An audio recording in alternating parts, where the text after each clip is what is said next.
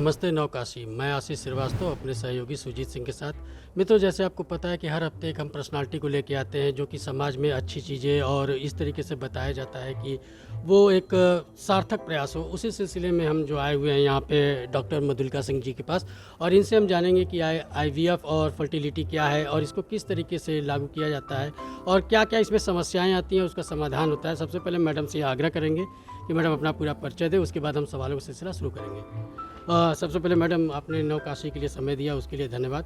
अपना पूरा परिचय दें, उसके बाद हम सवाल शुरू। मैं doctor Madhulika Singh and at present मैं प्रेसिडेंट हूँ अपनी सोसाइटी की, that is the walk society. Generally FOGSI होता है in general for gynae and obstetric के लिए, लेकिन हर सिटीज़ का अपना अलग अलग सोसाइटी होती है। लेकिन चूँकि ये वाराणसी से है, इसलिए Varanasi obstetric and gynae society, उसको शॉर्ट फॉर्म में हम लोग वॉक्स बोलते हैं। और आज जो हम लोग डिस्कशन कर रहे हैं एक बहुत जटिल समस्या है जिसके ऊपर अब डिस्कशन है, क्योंकि आप इन जनरल आप सुनते होंगे लोगों से कि बाचपन, हिंदी में इसको बाचपन बोला जाता है, और बाचपन की समस्या दिन पर दिन बढ़ती जा रही है। उसका रीज़न एक जो बड़ी इम्पोर्टेंट चीज़ है वो है एक लेट मैरिजेस जो आजकल, और ओबेसिटी। तो इसके कारण कुछ ऐसे रोग हो जाते हैं लोगों में जिसके कारण कि इनफर्टिलिटी के चांसेस बढ़ रहे हैं। और दूसरी बात ये भी है कि लोग जल्दी, जैसे after marriage they don't want to conceive, सोचते हैं कि भी 1 साल 2 साल 3 साल के बाद हम कंसीव करें, है ना। प्रेगनेंसी वो लोग 1-2 साल बाद चाहते हैं। तो उसके कारण क्या होता है कि वो कई उपाय करने लगते हैं। अब कई बार ये डॉक्टर्स के पास नहीं जाते हैं, ये आपके जितने एडवर्टीजमेंट्स होते हैं ऑन टीवी और फार्मा कंपनी से मिलके या जो भी है, मतलब not pharma company, actually medicine shops जो है। फार्मा कंपनी तो कभी गलत चीज़ नहीं बोलेगी, लेकिन जो मेडिसिन शॉप्स हैं ये सब से कुछ दवाएं लेके खा लेते हैं। तो इन सब के कारण इनफर्टिलिटी काफ़ी बढ़ रहा है। एक्चुअल में हम लोग हर एक दंपति को यही सलाह देंगे कि अगर 1 साल मियाँ बीबी संग में रह रहे हैं और उनको प्रेगनेंसी अगर वो चाहते हैं, तो नहीं चाहने का बीच में नहीं आता है। अगर if they want to conceive और 1 साल संग में रहने के बाद भी अगर प्रेगनेंसी नहीं होती है, तो इस केस में उनको एक विशेषज्ञ के पास जाना चाहिए और उनसे उनको प्रॉपर सलाह लेना चाहिए कि वो क्या चाहते हैं। और उसमें जो हमारे जो स्पेशलिस्ट हैं, और मतलब ये दिन पर दिन बढ़ ही रहे हैं क्योंकि इनफर्टिलिटी बहुत कॉमन हो रहा है। और आपने सुना होगा कि आज जो हमारा एक बहुत इम्पॉर्टेंट चीज़ हो रहा है वो है आईवीएफ कर रहे हैं हम लोग। आईवीएफ क्या होता है? In vitro fertilisation. जो दंपति में कोई मुश्किल है, लाइक हस्बैंड में कुछ प्रॉब्लम है, जेनेटिक प्रॉब्लम है या किसी कारण से नहीं हो रहा है, पहले विल ट्राई, हम लोग उसको आईवीआई बोलते हैं, है ना। तो उसमें हम लोग इन विट्रो नहीं करते हैं, पहले आईयूआई करते हैं, इंसेमिनेशन करते हैं। उस केस में सब कुछ सही है, सपोज वाइफ भी सही है, हस्बैंड भी सही है, एवरीथिंग इज़ राइट, तो उस केस में हम लोग आईयूआई करते हैं। आईयूआई का भी सक्सेस रेट अच्छा है अगर प्रॉपर अच्छे ढंग से किया जाए एक अच्छे स्पेशलिस्ट के पास। अगर वो नहीं होता है then we go for IVF. IVF में इस समय हम यहाँ पे बनारस में महमूदगंज में एक नोवा इनफर्टिलिटी सेंटर है जो कि काफ़ी अच्छा कर रही है। तो उनकी तरफ से आज उनका ये योगदान है इस सीएमई में, एंड वो काफ़ी अच्छे स्पीकर को लेके आए हैं दिल्ली से, doctor Sandeep Talwarkar. She is a well known recognised gynaecologist and she is expert in IVF. Madam, अगर इसको सरल शब्दों में अगर बताया जाए तो ये फर्टिलिटी क्या है और इसको मतलब पूरी प्रक्रिया होने में, पूरा प्रोसेस होने में कितने दिन का समय लग जाता है, और इसकी जो सक्सेस रेट है वो कहाँ तक होता है? अगर सक्सेस रेट अगर नीचे भी आ रहा है तो इसमें क्या पुरुष में या महिला में किस में कमी ज़्यादा है? नहीं, ऐसा कुछ नहीं है। कमी आपके पुरुष में भी हो सकती है, आपके महिला में हो सकती है। और सक्सेस रेट डिपेंड कि उसकी इटियोलॉजी क्या है, इटियोलॉजी के ऊपर डिपेंड करता है। और इटियोलॉजी मतलब उसका कारण, हाँ, उसका कारण के ऊपर डिपेंड करता है कि किस हद तक जो है उसमें है। लोग पहले ही सोचते थे, पुराने ज़मानों में ही होता है कि औरतों में दिक्कत है, आप लोग भी सुने होंगे कि औरतों में दिक्कत है, जबकि वो ऐसी बात नहीं है।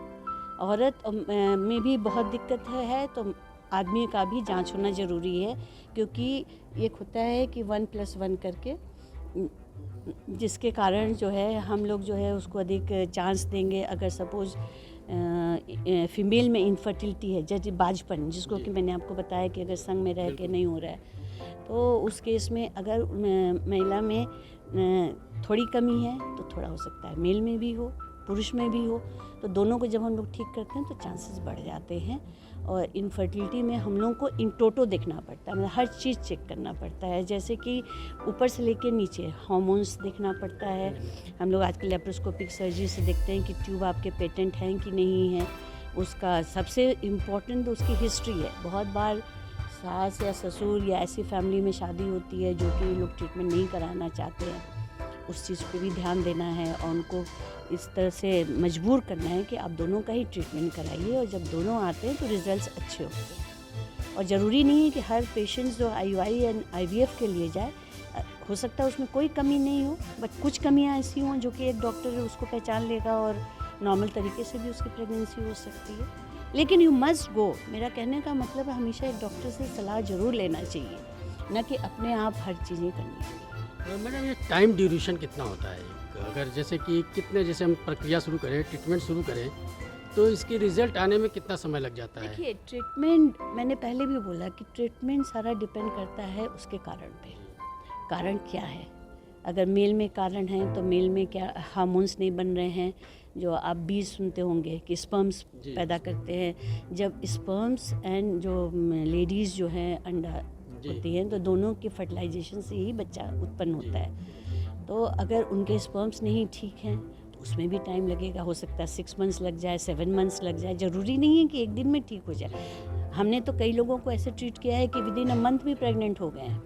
हाँ, ज़रूरी नहीं है कि आपको उतना ही टाइम ड्यूरेशन चाहिए। 1 महीने भी लग सकता है, 2 महीने भी लग सकता है, 4 महीने, 6 महीने। लेकिन आजकल जो IVF हो रहा है, इसके काफ़ी सक्सेसफुल रिजल्ट्स हैं और काफ़ी अच्छे रिजल्ट्स आ रहे हैं। पहले तो बहुत कम आता था, लेकिन अब टेक्निक्स बढ़ गई हैं, और जैसे एक फ्रोज़न एग हम लोग लेते हैं, उसके कारण जो रिजल्ट्स बहुत अच्छे आ रहे हैं। मैडम मान लीजिए कि जैसे कि मैं पीड़ित हूँ उस बीमारी से, और मैं आपके पास आया और मेरी ये कुछ पर्टिकुलर डिमांड हो, मैं यहाँ पे कुछ अन्यथा नहीं करना चाहिए, पूछना जैसे बहुत सी चीज़ आती हैं कि मेरी डिमांड हो कि जैसे कि मुझे लड़की ही चाहिए, तो क्या कुछ ऐसी चीज़ें भी इसमें ऐसी? बिल्कुल नहीं, बिल्कुल नहीं। सेक्स डिटर्मिनेशन तो बिल्कुल टोटल बंद है, और भारतवर्ष में तो नहीं होता है। बाहर के कंट्रीज़ में कुछ है, वहाँ पे उनके कुछ जेनेटिक कंट्रोल्स है, जिसके कारण वो जैसा बच्चा चाहते हैं वो उनको मिलता है। गोरा चाहिए, काला चाहिए, जैसा चाहिए, तो उसकी अलग प्रक्रिया है। वो इंडिया में नहीं, इंडिया में हम लोग नहीं करते हैं। जी, टोटल बैन है। जी, लिंग परीक्षण प्रतिबंध है।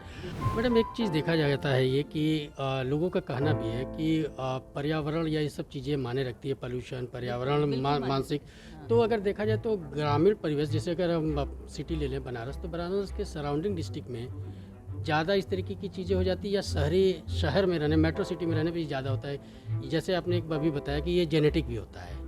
नहीं, जेनेटिक नहीं होता है, नहीं, इट इज़ नॉट जेनेटिक। हाँ, कुछ जीन्स ऐसे हैं, जेनेटिक का भी रोल है, ऐसा नहीं है कि रोल नहीं है, बट कई चीज़ें आप ये मत समझिए कि शहर वाले लोगों को अधिक होता है या गांव वालों को कम होता है। इट ऑल डिपेंड्स कि आप कितना लेट आते हैं। अगर आप जल्दी आते हैं, अगर 1 साल आपने कोशिश किया, मैक्सिमम 2 साल किया, उसके बाद आप जल्दी से जल्दी आएंगे तो उसका रिजल्ट अधिक अच्छा होता है। देन अगर आप 8 साल, 10 साल, 12 साल बाद भी कुछ औरतें आती हैं, 40 साल की भी औरतें आती हैं, तो उस केस में तो थोड़ी प्रॉब्लम होती ही है, बिकॉज बहुत लेट हो जाता है। हाँ, हार्मोन्स का इम्बैलेंस हो जाता है। जो शुरू में हार्मोन्स ठीक होते हैं, जो यंग एज में, उनमें अगर किसी में कोई कमी होती है, जो हम लोग एक PCOD बोलते हैं, PCOD आजकल बहुत कॉमन है लोगों में, लड़कियों में। उसका तो ये जो जंक फूड है और लैक ऑफ एक्सरसाइज है, लड़कियां जो है, जो स्टूडेंट्स होती हैं, उनके पास टाइम नहीं होता है कि वो अपने के शारीरिक ध्यान रखें, और मेंस्ट्रुअल एब्नॉर्मलिटीज़ भी बहुत हो जाती है जस्ट बिकॉज ऑफ PCOD। तो ये पहचानते नहीं है, क्योंकि घर वाले लोग तो बिल्कुल नहीं पहचानते।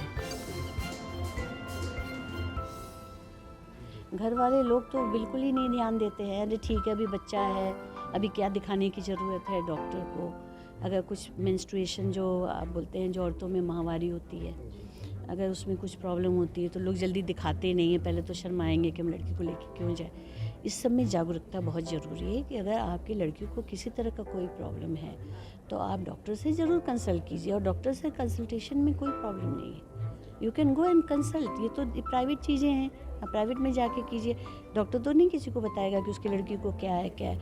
अगर आप पहले से जागरूक होंगे और पहले से आप इस चीज़ों को कंसल्ट करके रखेंगे तो आगे चल के उनकी जो मैरिड लाइफ है, जब उनकी शादी होती है तो बहुत अच्छा रिजल्ट आता है, फिर इतनी प्रॉब्लम नहीं होती है। हमारे पास खुद बहुत पेशेंट्स आती हैं जो कि अनमैरिड हैं और किसी कारण से आ जाती हैं, तो आई ऑलवेज ट्रीट देम कि भाई कल को आपकी शादी होगी तो फिर आपको प्रॉब्लम होगा, इससे बेटर है कि हम पहले से ठीक रखें।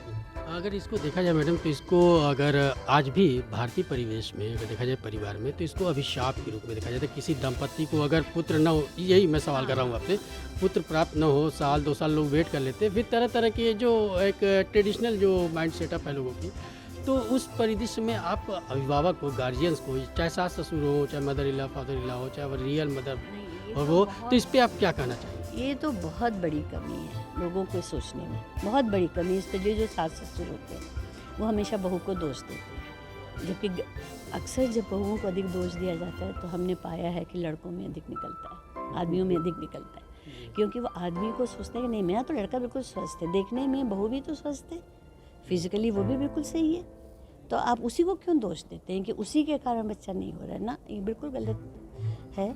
और इसमें आपको, इसीलिए मैंने बोला ना कि जब भी जांच करें, जब भी डॉक्टर के पास आए तो हमेशा दोनों आदमी को आना चाहिए। हाँ, ये दोष देना बहुत ही गड़बड़ है। और ये जो शाप, ये अब धीरे धीरे नॉलेज लोगों की बढ़ रही है, जागरूकता बढ़ रही है, तो अब लोग समझ रहे हैं कि ये केवल औरत में ही नहीं होती है, आदमियों में भी होता है, और ये दोनों के मिलन से होता है। तो इसलिए अगर एक में भी गड़बड़ होगा तो बच्चा नहीं होगा। जैसे देखा जाए मैडम कि कुछ साल पहले तक मेडिकल साइंस को न देखा जाए तो, अगर देखा जाए तो लोग फीमेल पे ही वो करते थे। हम मेडिकल साइंस ने बताया लड़का होना या लड़की होना ये तो हमारे क्रोमोसोम्स पे निर्भर करते हैं। इसमें अगर लड़का या लड़की में तो मेन दोषी तो हस्बैंड है। जी वही मैं कह रहा हूँ, अब मेडिकल साइंस ने ये बता दिया। मेन हस्बैंड तो, क्योंकि देखिए XY क्रोमोसोम, Y क्रोमोसोम कहाँ से आता है? हस्बैंड से आता है। तो आप औरत को दोष देते हैं कि हमेशा लड़की पैदा करती है, ये बिल्कुल गलत है, गलत धारणा है।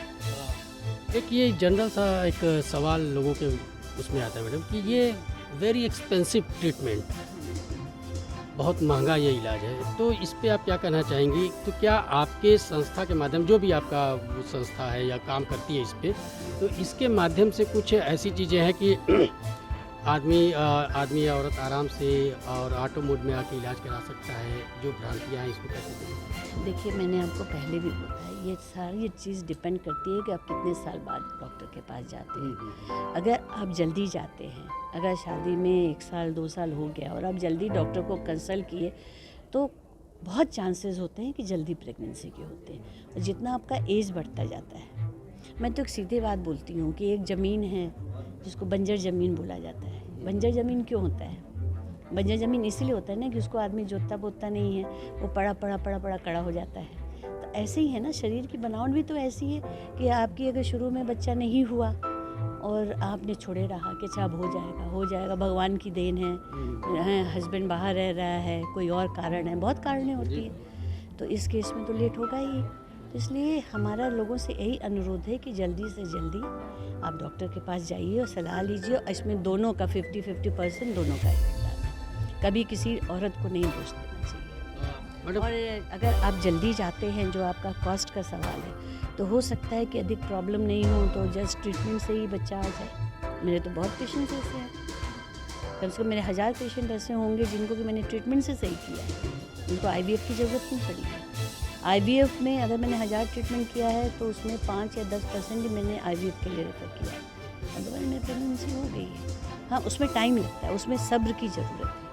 आप जो है थोड़ा सा अपने पेशेंट्स को समझाएं कि आपको सब्र की ज़रूरत है। मैडम लास्ट सवाल कि फर्टिलिटी को लेते हुए आप भारत की जनता को और देश की जनता को क्या संदेश देना चाहते हैं? फर्टिलिटी को लेकर के मैं ये संदेश दूंगी कि देखिए, ये चीज़ें आज दिन पर दिन कॉमन, इसीलिए जो मैंने पहले ही बताया कि लेट मैरिजेस हो रही हैं। लेट मैरिजेस के बाद फिर लोग जो है जल्दी कंसीव करना नहीं चाहते हैं, उसको और लेट करते हैं। तो अगर आपकी अर्ली मैरिज नहीं है और लेट मैरिज है तो ट्राई, क्योंकि देखिए 30 साल के बाद, 30-31 के बाद जेनेटिक एबनॉर्मलिटी होने के चांसेस बढ़ जाते हैं बच्चों में। तो इसलिए हम कभी नहीं एडवाइस करेंगे कि आप 35 इयर्स के बाद आप try to conceive as soon as possible. अगर लेट मैरिज है तो 2 साल 3 साल के भीतर आप कंसीव करें, और उसके लिए भी जेनेटिक काउंसलिंग भी होती है। ये पहले ऐसा होता था कि अपंग बच्चा हो गया, सुना है आपने, अपंग बच्चे हो गए, तो ये सब चीज़ें कैसी रोकी जा सकती हैं। आप डॉक्टर के पास जाइए, डॉक्टर पहले तो आपको सलाह देगा कंसीव करने के लिए, सही सलाह देगा किसके पास जाइए, क्या क्या कीजिए, सारे इन्वेस्टिगेशंस होंगे, और उसके बाद से अगर उसमें भी कुछ गड़बड़ी निकलती है तो फिर जेनेटिक काउंसलिंग होती है कि आपका जो है क्रोमोसोम्स का निरीक्षण होता है कि किसी तरह का कल को बच्चा हुआ तो आजकल प्री काउंसलिंग होती है सब चीज़ के लिए, हाँ, कि कल को किसी का अपंग बच्चा ना हो। क्योंकि कोई भी औरत जो कि 9 महीने अपने पेट में बच्चे को रखी, वो हमेशा चाहेगी कि मेरा बच्चा स्वस्थ हो, इंटेलिजेंट हो, और वेल बिल्ड हो, मतलब कोई अपंगता नहीं चाहेगी। आपने नवकाशी के लिए समय निकाला मैडम, आपको बहुत बहुत धन्यवाद।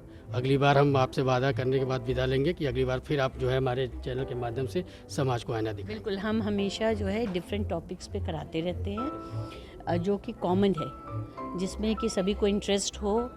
ऐसा टॉपिक बहुत कम कराते हैं जो कि अनइंटरेस्टेड हो, तो आपको मैं हमेशा आपको चांस दूंगी कि you are most welcome to come to our society. Madam last सवाल, ये हमारे दर्शक जानना चाहते हैं कि आप कहाँ पे हॉस्पिटल में जो बैठती हैं, जहाँ पे ये लोग अगर हमारे चैनल के माध्यम से आना चाहें तो आप तक पहुँच सके तो? मेरा बहुत इजी है, एक सेंट जॉन्स स्कूल है मड़ौली का, मेरा बिल्कुल वही मेन रोड पे ही मेरा हॉस्पिटल है। मेरे हॉस्पिटल का नाम शिवम हॉस्पिटल है, और मेरे हस्बैंड लेप्रोस्कोपिक सर्जन हैं, उनका नाम है doctor Minal Singh, and we are available every time because नीचे मेरा हॉस्पिटल है, ऊपर मेरा रेजिडेंस है, तो इमरजेंसीज के लिए भी हम लोग हमेशा अवेलेबल रहते हैं। And we treat also many emergency patients जो कि काफ़ी ख़राब हालत में आए हैं कई जगहों से, उनको हमने ठीक करके भेजा है। Thank you madam. Thank you to you also. आपने देखा कि अभी हम मधुलिका सिंह, डॉक्टर मधुलिका सिंह को सुन रहे थे, और इसी वादे के साथ हम फिर अलग हो रहे हैं कि इनसे कुछ जानकारी हम और लेंगे जो कि समाज में हमको और भी ऊपर ले जाएंगी, और समस्याओं का हल जो होगा वो ये बताएंगी। नेक्स्ट समय, नेक्स्ट टॉपिक, नेक्स्ट प्लेस, तब तक के लिए धन्यवाद। Thank you.